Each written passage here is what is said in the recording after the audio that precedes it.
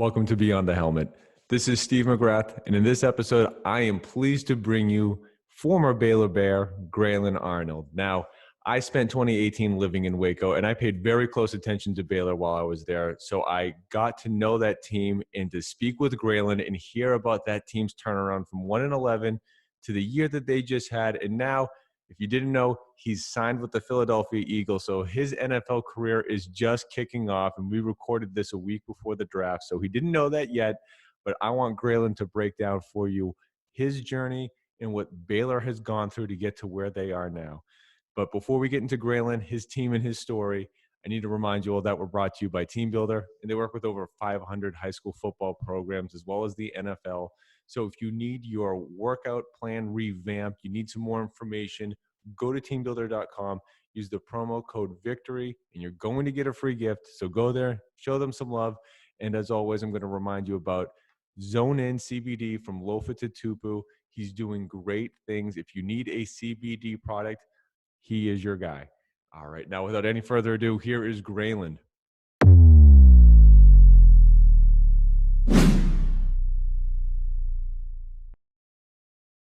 All right, I'm here today in my Baylor Bear shirt, joined by none other than Grayland Arnold. Grayland, how's it going, man? It's going great. Thanks for taking the time today. Of course, we're 1 week out from this thing that I'm sure you've been thinking about for a very long time, that being the NFL draft. How you holding together, man? What's going through your head? I'm nervous, man. I'm nervous, excited. I'm just ready to see how it goes. Yeah, I mean, what are you going to do? You don't really have much choice other than to sit there and wait. You just, with the whole social distance thing kind of compounding it, it's like you can't really go anywhere or do anything, and you're sure you're just thinking about this one event. How are you actually managing your time right now, considering everything that we're all going through?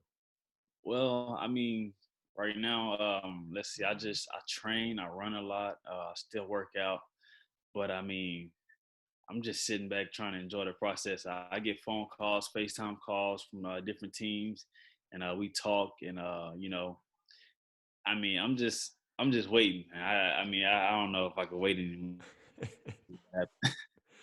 So right now, are you waiting? Are you on campus or near campus in Waco? Are you back home? I'm in Houston right now. This is where I'm at. I'm training with my trainer and everything, so I'm down here in Houston. Nice, nice. And how far is that from Coons? About an hour and a half. All right. Um, well, considering that you don't have a lot of things that you can be doing right now, I'm sure if I were in your shoes, I'd be looking at mock drafts. What's this guy saying about me? What's that guy? How hard is it for you to not give into that stuff, man? Because I'm sure that you try to just keep the blinders on and focus. Yeah. I mean, with that, like I used to, I jump into it every now and then and look at it, and I just saw a wide variety of different things that, so it's just like, you know what? Yeah, I've come to the conclusion like that they don't know anything, and it's No. really like, like this is all like, it's like, okay, like how you gonna sit here and say this? I know for a fact you just made this up. Like it's a lot of things that like I know that they don't know, so I haven't clicked on or looked at none of that stuff in probably like 3 or 4 weeks. Like I'm just like I'm staying away from that. That's not it. Like Yeah, good for you. I try to stay away from the mock drafts. I mean, I feel like the only ones that like could possibly be true is like the first pick. I mean, you don't even know what might happen after the second pick. Somebody might trade up and take two. Or you never know what Yeah. might happen. Like so, like nah, I stay away from all that. Good. Yeah, it's just it's for people that have nothing else to do to read, and I mean you got stuff to do, staying focused and staying in shape. But man, I really because even though I'm wearing the Baylor shirt, I'm not just a fan. I lived in Waco in 2018. I saw the tide start to turn there, so I really just wanted to jump into this past year. What were your expectations as a team and even individually heading into this past year and just the crazy ride that you guys end up putting together? In the most humble way that I could say it, I really felt like we had the mindset and like we was building a culture that like, all right, we won in the Big 12 championship. Like that's what we was grinding for. Like, and we was like, whatever happens after that, we're gonna be prepared for it. I mean, which we came up short, but like we put up a hell of a fight. And you could see it changing at practice. Like you could see a lot of guys getting their edge at practice. Like it's like you come up, you hit a guy, like it's like boom, like you get up, like you talking noise. It's like okay, like all right, the culture is changing. Like all right, we trying to get back right. Like and it was so exciting just to see it happening. Like from practice, lead over into the game. Because like most people don't believe that like it's gonna happen first at practice. If you get beat on the 9 route at practice, it's possibly gonna happen in the game. Like I'm saying like it's just that's just how it happened. I mean, you'll see it first, and if not, like you just got lucky. But like we was blessed to see how the culture had changed at practice and how guys had started getting their edge and playing harder and playing faster. Like we knew what our defense was going to be because in fall camp in August at practice, we knew what we was going to be, and we weren't selling for nothing less than what we was trying to do. And I feel like it was a great season for us. Oh, it absolutely was. Because again, just someone that had a front row seat to 2018. And we're going to get into what led up to all this anyway. But I mean, just wild. And I want this to be the lowest point of the podcast right here because I promise we're going to move past this. But that Oklahoma game, man, y'all had them. I'm Man, sorry. It was that just, was, that game right there. It hurt, and I feel like if we would have got over that game, the whole season would have been different. In a lot of ways, I mean, we probably would have. I mean, we finished out undefeated. Besides that one loss, so we would have finished out undefeated. It would have been different energy going into the Big 12 championship game. Like that game hurt a lot of ways. Yeah, that one was tough, man. I don't even like thinking about it. and that's why we're going to move past it. It ripped my heart out, so I could only imagine what it felt like for you. So, all right, we got to fast forward now. Actually, better yet, let's rewind because I want to set the stage for how this whole thing happens. Because if I have this right, when you're growing up in Kuntz, obviously in the state of Texas, you're not just a football player, right? You're a big-time basketball player. I even think that you switch positions, right? Like you start as a receiver, you move to quarterback on offense, and obviously, of course, you're a defensive guy. So when you're in high school, man, just walk us back. When you're 16, 17, 18, what's going through your head for, what do you actually want to do? So I'm gonna take it all the way back to my freshman year. Whenever I wasn't even gonna play football, we had a coach named Coach Frank Middleton. He played in the NFL, and he was our coach. He was like, "I'm not playing football." He's like, "What you think? You going to the NBA?" he was just shooting shots at me. He's like, man, you better weigh out all your options and play football too. I thought about it. Like, I didn't even take it personal. Like, I just took it like, you know what? All right, I'm finna go play football and I'm finna make varsity and I'm gonna play quarterback. Like, and we haven't been in the playoffs in 40 years. And let's see, we came up short my freshman year from the playoffs. Like Kuntz haven't been to the playoffs in football in 40 years. But I made varsity as a freshman, played quarterback. Next year was my sophomore year. I didn't want to play quarterback. Because I wanted the ball. So but I wanted to be running. I didn't want to be throwing it. I wanted to be catching it. So I went to receiver and I played cornerback. And I had like a crazy year in my sophomore year. And we went to the playoffs. And let's see, that year we had lost to Tatum in the playoffs, which was another team that we had played in basketball in the playoffs the game to go to state. And I was a sophomore, and I had dropped like 42 points, and we had lost at a buzzer beater. That hurt. So like that next year we had played them again, and Tatum was like we used to battle with Tatum a lot, but man, that hurt. So I was like, I think I'm gonna lean more towards football, so. But basketball, it had always been my first love. Like I say, the end of my senior year, I was inducted into the Hall of Fame at the Tenor Hall tournament. The first player to ever get MVP of all 4 years. My freshman year in basketball in high school, MVP of the tournament. All 4 years I got MVP of the tournament. And then like my junior year in football is when I first started getting my offers. Baylor was my first offer. they started rolling in after that, and I mean, the rest was history. But I mean, I played football, baseball, basketball, ran track, and played tennis in high school. So I was busy year round. Sounds it, man. But so ultimately, though, the decision to go football over basketball, was basketball ever on the table for what you wanted to do in college? Oh yeah, all my life.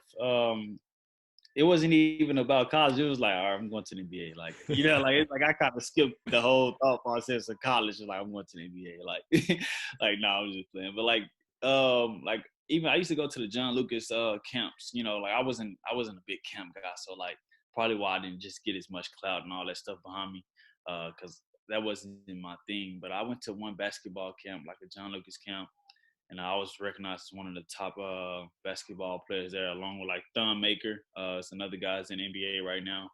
Like it was the guys like so, and I got to compete against those guys, and that's when I realized like, okay, like, hey, I'm just as good, if not better, than a lot of these guys here. So that really had gave a spark to it. It's like, bro, you could really do it if that's just what it.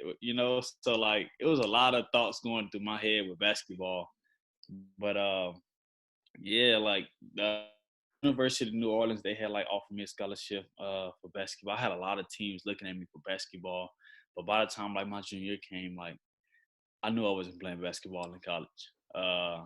Yeah, I had already knew. Like I had played against one guy who had went to Baylor for basketball, Wendell Mitchell.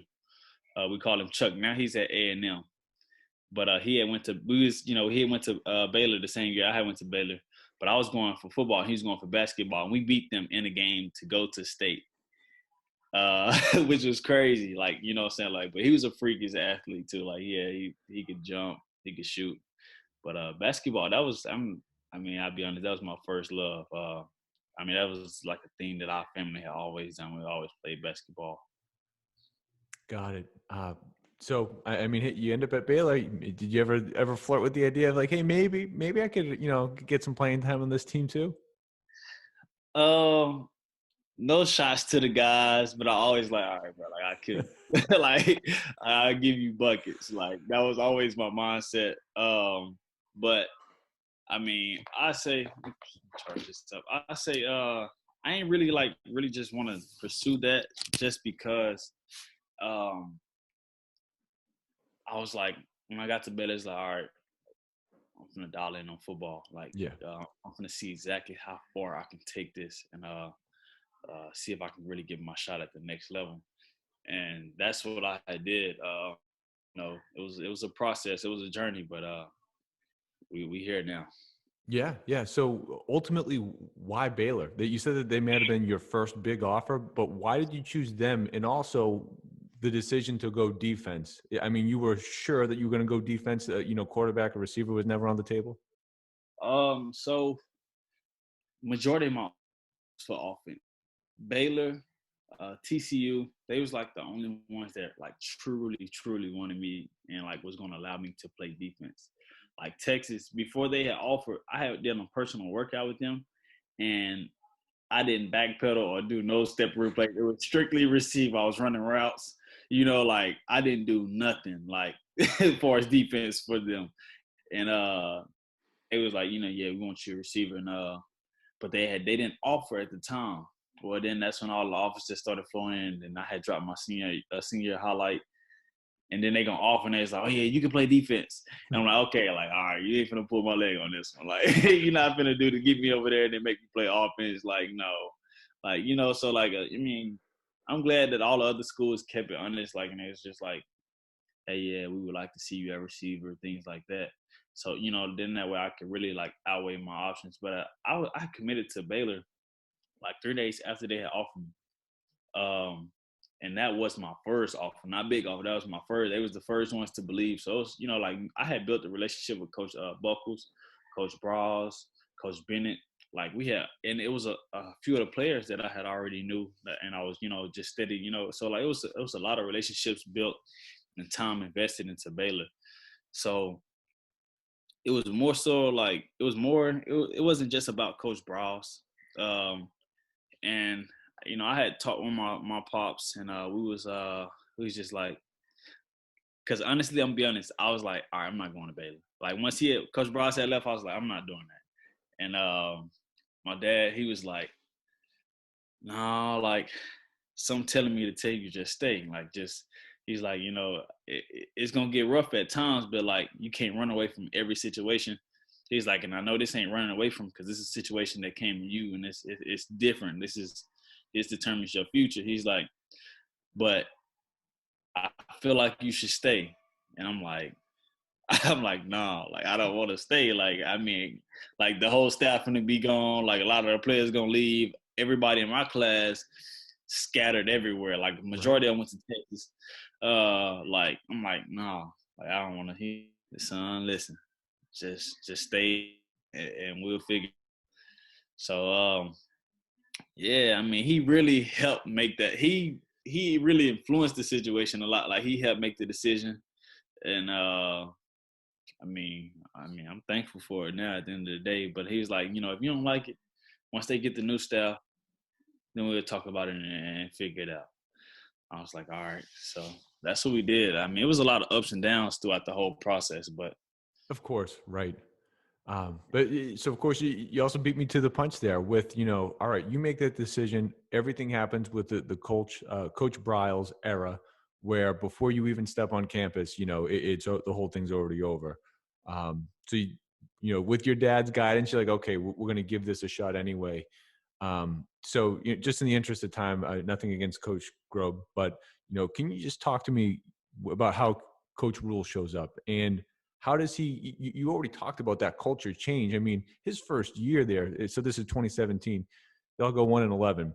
I'm sure it's not what anyone wanted, but how does he come in, positively change the culture while you guys go on a 1-win season and set the stage for what you guys ultimately do over the next couple of years?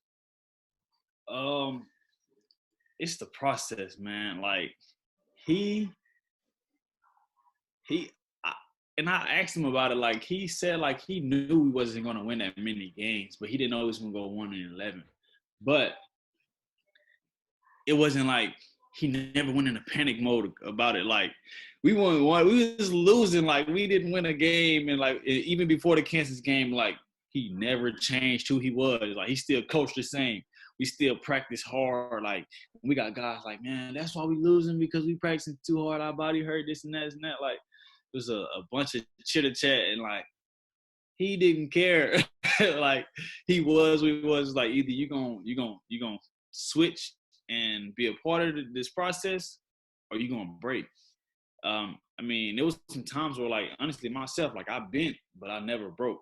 I just kept, like, I was like, all right, man, like, you've obviously been doing this longer than I have, so why would I try to outsmart you? And when guys realize that, like, we're not smarter than him, like, I mean, right now we don't see what is going to be, but, like, just trust the process. And that's the only thing he would constantly tell us: trust the process, trust the process, trust the process. And man, it was crazy. It was a complete 360 turnaround. But yeah, I mean, I feel like he done a lot more for the program other than just football. Like no shots at anybody, but like he helped us become better men.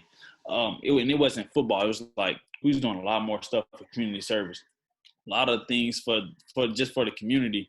And it was like, and it became to the point where it's like, okay, like we didn't even know that we enjoyed giving back to the community this much till we start doing it on our own. Like we forgot to log in so many hours of us doing community service to where it's like, oh yeah, I forgot I did do community service right there. It's like that. Like, y'all supposed to tell us when y'all do it. Like, yeah, we forgot. We sorry, coach. Like we was doing stuff that like, and it's just like, and it was all for a good cause. It wasn't for like, oh, we doing it so we can post it on our Baylor football page. Like, no, like that's just truly where our hearts is at. And like he helped promote that. Like, some guys, community service and stuff, that's not their thing. But he still found a way to bring the good out in everybody. And I mean, he was a blessing for the Baylor community. That's awesome. And that's a huge component, I think, in getting a team's culture changed. But you had mentioned before, not even necessarily in this conversation here, but him, Coach Snow, how they guys taught you the game. Can you just speak a little bit about what they actually did football X and O's wise to get you guys to just take your, mental IQ level of the game and raise it? So, man, Coach Snow, he's a real defense guru. Like in my eyes, like that's like my guardian angel for football. like, and it was crazy because the way he was teaching it football to us, it was like, you teaching us offense right now. This don't have nothing to do with we need to understand the defense. How you gonna teach us the defense and you teaching us what offense does? And he like, how you gonna defend the offense if you don't know what they doing? Like, and it was like, okay, like he teaching it all backwards, but it made sense. Like Snow, it was for everything that the offensive mind would do, he had it down packed. And the reason, and it wasn't just because he was just blessed with it. Like he was blessed with a lot of that knowledge, but Snow would sleep in the film room, and it wouldn't just be one night; it'd be 2 nights. It'd be like he would stay up there all week if he does not have that scheme down packed, and he'd run in his head 3 or 4 times and make sure the whole scheme is down packed. He's like, okay, they run this route. Will it work versus this play? This play, he'll check it off if it doesn't work, and he got to figure out how to make this play work. And it's like, dang, like you really like live and die for football. And like it was amazing to see it, like what it really meant to like, okay, like when guys say they love football, I don't know if you really love football or not. If you really putting in this work and you just gonna find a way, I don't know if you really love football. Because a lot of people be like, oh, I love football, this and that, football, this and that. You don't even stay and watch extra film. Like you're not even gonna put in no extra work. If you love it, you know what I'm saying, you're gonna do everything that it takes. And the one thing about the game know how much work you putting into it. Like you can't cheat the grind. That's just how it is. So I feel like that really helped us a lot too. Like the culture that they brought there was like, man, you ain't gotta tell us to watch film. Like Coach Rhule, he would not have to schedule film. Maybe he probably had to schedule for a few guys, especially some younger guys, just because of they still trying to figure it out. But the older guys, he didn't have to tell us to watch film. Like if he didn't schedule meetings, it'd be okay, because we're gonna schedule it ourselves. Like even after meetings, we would stay and watch more film. Like that just was the culture. So I mean, they had, far as football X's and O's, man, the playbook was crazy, and I had never seen a actual like playbook from my freshman year. The playbook they gave us, it was like 5 Bibles. Like I'm like, golly, but like we learned the whole playbook, and that was amazing. That's awesome. Wow. And you did such a great job of painting the picture of how on those two different levels, right? That just the man character, who you are side, and then the football side, how they just, I mean, that's how you take a team from 1-11 to, almost being 10-0 and having the ridiculous run you guys just had in just 3 seasons. I mean, I can't remember if that was like the only time, like the second time ever it's ever happened. But I mean, like, it's that rare to see the tide turn the way that it did. Yeah, like I say, it wasn't just football. It was building character. He set guys up to where it's like, okay, if you don't play football after this, you're still gonna be successful in life. You know why you're gonna be successful in life? Because you can outwork anybody that's in front of you. You are mentally strong enough to outlast your opponent. And like that, because it's been times where it's like I'm running and it's like he done ran us to death to where like you got guys dropping like flies and you looking like I'm about to fall, but like you keep going. Like you like, I don't know how I finished that, but you did. Like he always brought that extra edge out in you that you didn't even know that you had. And I feel like that helped us, man. That took all of our game level to a whole nother level. And not just our game, like it helped you grow as a man, because I mean, we all guys go out, people gonna, say stuff to you, but like it teach you to be the bigger person in a lot of ways too. Cause like, all right, man, like, all right, you got it. Like it brought so much more maturity out of a lot of players and what he did for the culture and him and his, it was amazing. Well, I mean, I think it's pretty obvious just by the way you talk about it, how you grew in your game grew while Baylor, the program, grew. I mean, this happens and everyone buys in, but we're having this conversation. So you really, I'm sure, were one of the guys who bought in so hard that you helped make it. You probably didn't even know it, but you were likely inspiring other guys to buy in, put in the time. And then now here you are, you raised your game to the point where you're having these conversations, FaceTime and Zoom with these NFL teams. So, man, just as we get closer to the end here, can you just talk to me a little bit about how the punt return part of your game came into the fold here? Because we talked about every position but special teams. At what point does it get on the table for you to start taking kicks? It's always been a thought that, coaches would say it. They're like, oh, like Grayland can do it. We can get Grayland a bubble screen on offense, see what he could do. Like, it was always that just the thoughts being chunked out there. And my first punt return I caught was actually versus Texas Tech, the one in the 11 year when I had a cast on my hand. And we had went down. Tony had went down. RJ. It was a couple guys. Like all of our receivers had went down that did punt returns, and like I never really practiced punt return. I'd catch a few, one or two there, but like just playing around. But it was never like, okay, like you practicing this because you are the punt returner. Like, and Coach Fran was like, he was the punt return coach. And like he didn't even know who else to put in. He's like, really get in there. I'm looking at my cast like bro, I got this big old cast on my house. I don't even do it at practice. Like I'm trying to figure it out. Like what made him do that? But like he trusted me. He know he's like, can you do it, man? I need somebody to do it. I'm like, I'll do it. I'll figure it out. He's like, man, he told me, he's like, you don't have to do all this, just catch the ball. Like, cause we just need the ball to be caught. Like, fair catching and catch it. They did an all-out blitz. So of course, all of Texas Tech players was running at me full speed.